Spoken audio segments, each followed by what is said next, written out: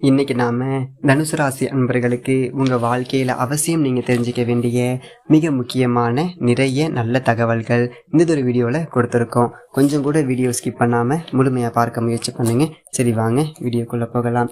அதற்கு முன்னாடி ஒரு முக்கியமான விஷயம், தனிப்பட்ட முறையில் ஜாதகம் பார்க்க இந்த வாரத்துக்கான அப்பாயின்மெண்ட் ஃபிக்ஸ் பண்ண சொல்லி நிறைய பேர் நம்பர் கேட்டிருந்தீங்க. நாம கண்டினியூவா இப்போலாம் வீடியோவில் கொடுத்துட்டு இருக்கோம்.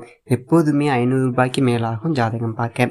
ஆனால் இந்த ஒரு மாதம் மட்டும் வெறும் 99 ரூபாய்க்கு தெளிவாகவும் விளக்கமாகவும் ஜாதகம் பார்த்து தரப்படுங்க. தாழ்மையான வேண்டுகோள், இந்த நம்பருக்கு ஃபோன் கால் எதுவும் பண்ண வேணாங்க.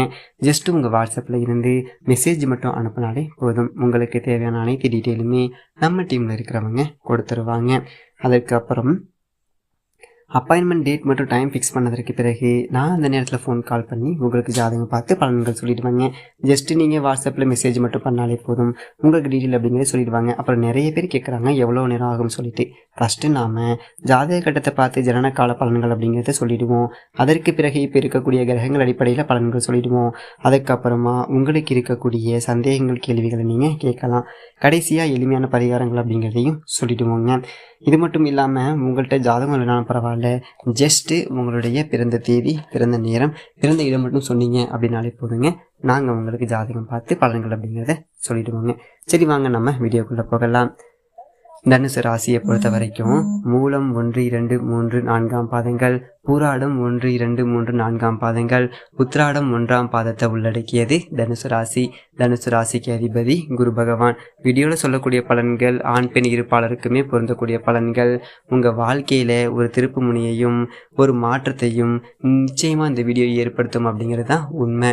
ஒவ்வொரு தனுசு ராசி அன்பர்களுக்கும் 7.5 சனி முடிகிற மாதிரி ஒரு ஃபீலே கிடைக்காது. இன்னமும் 7.5 சனி இருக்கிற மாதிரியும் நடக்கிற மாதிரியும் இருக்கும். காரணம் 2 விஷயம். சனி பகவானுடைய ஒரு தாக்கமும், ராகு பகவான் சுகஸ்தானத்தில் இருந்து சுகஸ்தானத்தை கெடுத்துட்டு இருக்காரு. 10 வேலை வாய்ப்பில் நிறைய தடங்கல்கள் அப்படிங்கிறத கேது கொடுத்துக்கிட்டு இருப்பார். 10ஆம் இடத்துல அமர்ந்து இவங்கெல்லாம் உங்களுக்கு ஒரு நிம்மதி கொடுத்துருவாங்க அப்படி சொல்லிட்டு எதிர்பார்த்துருங்க அப்படின்னா நிச்சயமாக கொடுக்க மாட்டாங்க. போராட்டமும் தோல்வியும் எதிர்பார்ப்பும் உங்களை ஒரு கட்டத்தில் எப்படி கொண்டு போய் விடும்னா மன வேதனையிலையும் மன சந்தோஷத்தை கெடுத்து பிரச்சனைக்குரிய ஒரு நிலையில் கொண்டு போய் விடுங்க. தனுசு ராசியை பொறுத்த வரைக்கும் காலபுருஷ தத்துவத்தின்படி 9வது ராசி பாக்கியஸ்தானமே உங்களுடைய ராசி தான். ஆனால் அந்த பாக்கியஸ்தானமே தன்னுடைய பாக்கியத்தை இழந்து அடுத்தவங்களுக்காக கஷ்டப்பட்டு போராடி மன நிம்மதியை இழந்து தவிக்கிறாங்க. இன்னமும் ஒரு படி மேலே போய் சொல்லணும் அப்படின்னா தனுசு ராசி அன்பர்கள் தாய் தந்தையால் பெருசாக சந்தோஷமாக இருந்ததே கிடையாது அப்படிங்கிறது தான் உண்மை. தந்தையே முதல் எதிரியாக ஒரு சில இடங்களில் இருப்பாங்க. ஒரு சிலருக்கு தாய் தடங்கல்களை கொடுப்பாங்க. கூட வீட்டில் இருக்கும்போது ஏதோ ஒரு மன உளைச்சல் அதிகமாக இருக்கும். மேல அதிகாரிகளால் ஒரு பக்கம் தொந்தரவு, உடல் ரொம்ப படுத்தி எடுக்கும். ஏன் இந்த பிரச்சனை அப்படி சொல்ல முடியாது. நம்பிக்கையாக நேர்மையாக இருந்தால் அங்கே தான் பிரச்சனையே வரும். அசிங்கம், அவமானம், இந்த மாதிரியான ஒரு விஷயம் நான் லைஃப்பில் திருமணத்துக்கு முன்பும் சரி திருமணத்துக்கு பின்பும் சரி ஏன் அனுபவிக்கிறேன் அப்படிங்கிற ஒரு கொஸ்டின் அப்படிங்கிறது உங்கள் ஆள் மனசில் அதிகம் இருக்கும்.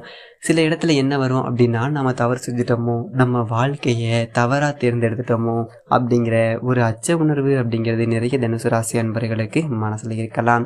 தனுசு ராசிக்கு பல சிந்தனைகள், பல கோட்பாடுகள் அப்படிங்கிறது இருந்தாலும் மனசளவில் தெம்பும் நிம்மதியும் இல்லாமல் சோர்ந்து போயிடுவாங்க. வேலையில் ஃபஸ்ட் கிளாஸாக ஒர்க் பண்ணுவாங்க. இவங்களுக்கு அடிச்சுக்கிறதுக்கு ஆளே கிடையாது. 6 மணிக்கு போனால் 9 மணி வரைக்கும் நல்லா ஒர்க் பண்ணுவாங்க. ஆனால் வீட்டுக்கு போனதுமே சாஞ்சிருவாங்க. அவங்களுக்கு மனபலம் அதிகமே தவிர உடல் பலம் ரொம்பவே கம்மி. Physically not fit, mentally fit, இதுதான் அவங்களுடைய பலமே. தனுசு ராசியை பொறுத்த வரைக்கும் சுகம் அப்படிங்கிறது அனுபவித்ததே கிடையாது. சாக்ரிஃபை பண்ணிக்கிற விஷயம் அப்படிங்கிறது நிறையவே இருக்கும். ஏமாற்றம் அப்படிங்கிறது அதிகமாக சந்தித்தவங்க, துரோகம் அதிகமாக சந்தித்தவங்க, சொத்து, இடம் தகராறு, நகை தகராறு, பேச்சு சம்மந்தப்பட்ட பிரச்சனைகள், குடும்பம் சம்மந்தப்பட்ட பிரச்சனைகள், வாழ்க்கையே பிரச்சனை அப்படிங்கிற ஒரு வாழ்க்கையை வாழ்ந்துட்டு இருக்கவங்க தனுசு ராசி என்பர்கள். ரிஷபம், கடகம் உங்களுக்கு ஒத்தே வராது. உங்களுடைய வாழ்க்கையில் ரிஷபராசிக்காரவங்களையோ கடகராசிக்காரங்களையோ கல்யாணம் பண்ணீங்க அப்படின்னா கடைசி வரைக்கும் வாழ்க்கையில் சந்தோஷம் கிடைக்காது. குரு பகவான அதிபதியாக கொண்டாலும் குரு இப்போ போயிட்டு 6ல் மறைஞ்சு உட்கார்ந்துருக்காரு.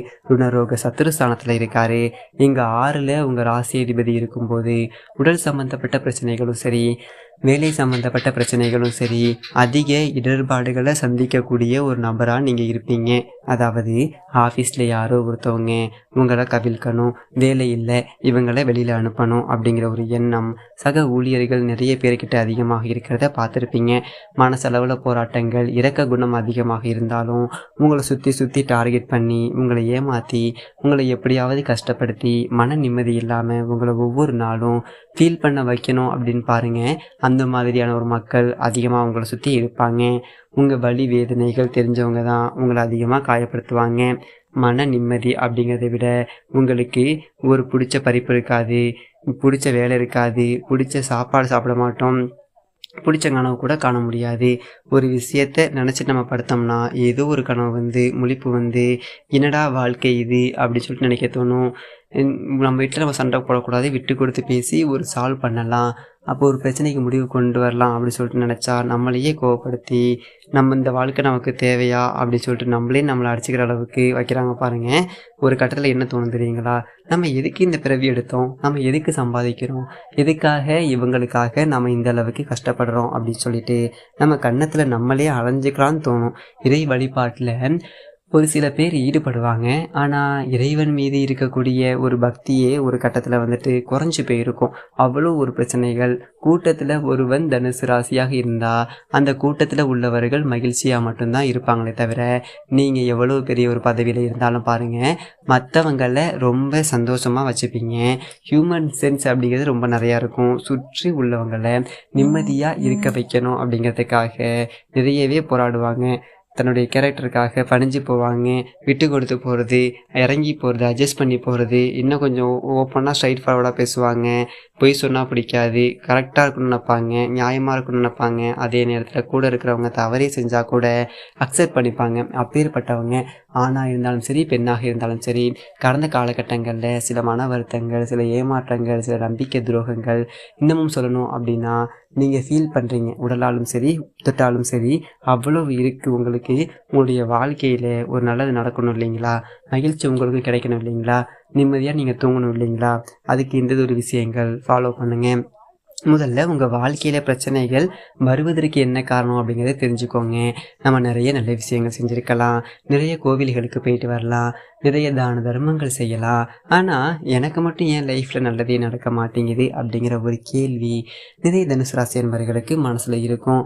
ஒரு சிலருக்கு சுய ஜாதகத்தில் ராகு கேது தோஷம் இருக்கலாம், காலசர்ப்ப தோஷம் இருக்கலாம், நாக தோஷம், செவ்வாய் தோஷம், இல்லை சனி சண்டாள தோஷம், பித்ரு தோஷம், இப்படி நிறைய தோஷங்கள் அப்படிங்கிறது இருக்குது. உங்கள் தோஷத்தை நீங்கள் ஏற்கனவே கூட ஜோதிடர்கிட்ட கேட்டறிஞ்சு அதற்கான பரிகாரத்தையும் நீங்கள் செஞ்சுருக்கலாம். உங்களுக்கு நல்ல தசாபுக்திகள் நடக்கலாம், கோச்சாரம் நல்லா இருக்கலாம். ஏன் எனக்கு இன்னும் நல்லதே நடக்க மாட்டேங்குது அப்படிங்கிற கேள்வி இருக்கும் இல்லைங்களா? இதற்கு காரணம் கர்மா தான். கர்மாவில் 3 வகைகள் இருக்குது. ஒன்று, உங்களுடைய முன்னோர்கள் செஞ்ச கர்மா உங்களுக்கு தாக்கத்தை ஏற்படுத்துறது. உங்கள் முன்னோர்கள் அவங்க முன்னோர்களுக்கு ப்ராப்பராக தர்ப்பணமோ திதியோ கொடுக்காமல் இருக்கலாம். அந்த ஒரு தாக்கமும் உங்களுடைய ஜாதகத்தில் கண்டிப்பாக சில தொந்தரவுகள் அப்படிங்கிறத ஏற்படுத்தும்.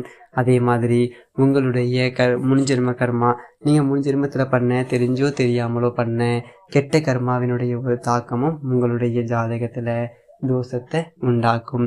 அதே மாதிரி இப்போ கரண்டில் நீங்கள் செய்யக்கூடிய சில தவறுகளாலையும் உங்களுக்கு கர்மா அப்படிங்கிறது உண்டாகும். உதாரணத்துக்கு நீங்கள் உங்களுடைய பெற்றோர்களை சரியாக கவனிச்சிக்காமல் இருக்கலாம், அவங்களுக்காக நேரம் ஒதுக்காமல் இருந்திருக்கலாம், அவங்களுக்கு சந்தோஷத்தை கொடுக்காம சில பிரச்சனைகள் அப்படிங்கிறத ஏற்படுத்தலாம், அவங்கள திட்டிருக்கலாம், அவங்கள விட்டு பிரிஞ்சிருக்கலாம், அவங்களுக்கு டைம் ஸ்பெண்ட் பண்ணுறதுக்கு யோசிக்காமல் இருந்திருக்கலாம். அதே மாதிரி குலதெய்வ கோவிலுக்கு ப்ராப்பராக போகாமல் இருக்கலாம், குலதெய்வ கோவிலுக்குன்னு செய்ய வேண்டிய சில நேர்த்தி கடனை நீங்கள் தட்டி கழிச்சிருந்துருக்கலாம். அடுத்தவங்கள பற்றி நீங்கள் பேசுகிறதுக்கு கூட, தப்பாக பேசுகிறது கூட கர்மா தான். உதாரணத்துக்கு அடுத்தவங்க உங்ககிட்ட ஒரு சில விஷயங்கள் அவங்க நல்லதாக கூட சொல்லியிருக்கலாம், உங்களுடைய பர்சனல் விஷயங்களுக்காக, உங்களுடைய லாபத்துக்காக ஒரு சில நேரங்களில் அடுத்தவங்கள தப்பாக மற்றவங்க கிட்ட சொல்கிறது, அடுத்தவங்க சொன்ன விஷயத்தை மாற்றி தப்பாக சொல்கிறது, இதுவும் ஒரு கர்மா தான். இந்த மாதிரி பல வகையான கர்மாக்கள் உங்களுடைய ஜாதகத்தில் தோஷத்தை ஏற்படுத்தி உங்கள் வாழ்க்கையில் நிறைய தொந்தரவுகளை ஏற்படுத்தும். அப்போது இந்த எந்ததொரு கர்மாக்களை நீங்கள் சரி பண்ணீங்க அப்படின்னு மட்டும்தான் உங்கள் வாழ்க்கையில் நல்லது நடக்கும். அதற்கு எந்ததொரு விஷயத்தை நீங்கள் ஃபாலோ பண்ணுங்கள். உங்கள் சுய ஜாதகத்தை எடுத்துக்கிட்டு நீங்கள் எந்ததொரு லக்கணம் அப்படிங்கிறத ஃபஸ்ட்டு நீங்கள் தெரிஞ்சுக்கோங்க. உங்கள் லக்னத்துக்கு ஏற்ற மாதிரி தினத்தை நீங்கள் முதல்ல சூஸ் பண்ணிக்கோங்க. உதாரணத்துக்கு நீங்கள் மேஷம் அல்லது விருச்சக லக்கணமாக இருந்தீங்க அப்படின்னா செவ்வாய்க்கிழமை தினத்தை நீங்கள் தேர்ந்தெடுத்துக்கோங்க. நீங்கள் ரிஷபம் அல்லது துலாம் லக்கணமாக இருந்தீங்க அப்படின்னா வெள்ளிக்கிழமை தினத்தை தேர்ந்தெடுத்துக்கோங்க. நீங்கள் மிதுனம் அல்லது கன்னி லக்கணமாக இருந்தால் புதன்கிழமை தினத்தை தேர்ந்தெடுத்துக்கோங்க. நீங்கள் கடகம் லக்கணமாக இருந்தீங்கன்னா திங்கட்கிழமை தினத்தையும், நீங்கள் சிம்ம லக்கணமாக இருந்தீங்கன்னா ஞாயிற்றுக்கிழமை தினத்தையும், நீங்கள் தனுசு அல்லது மீன லக்கணமாக இருந்தால் வியாழக்கிழமை தினத்தையும், நீங்கள் மகரம் அல்லது கும்ப லக்கணமாக இருந்தால் சனிக்கிழமை தினத்தையும் தேர்ந்தெடுத்து உங்கள் லக்கணத்துக்குரிய தினத்தில் குரு வழிபாடு அப்படிங்கிறது பண்ணணும். உதாரணத்துக்கு நீங்கள் மிதுன லக்கணம் அப்படின்னா புதன்கிழமை அன்னைக்கு குரு வழிபாடு அப்படிங்கிறது பண்ணுங்க. நிச்சயமாக உங்கள் வாழ்க்கை மிகப்பெரிய மாற்றம் அப்படிங்கிறது ஏற்படும். நன்றி.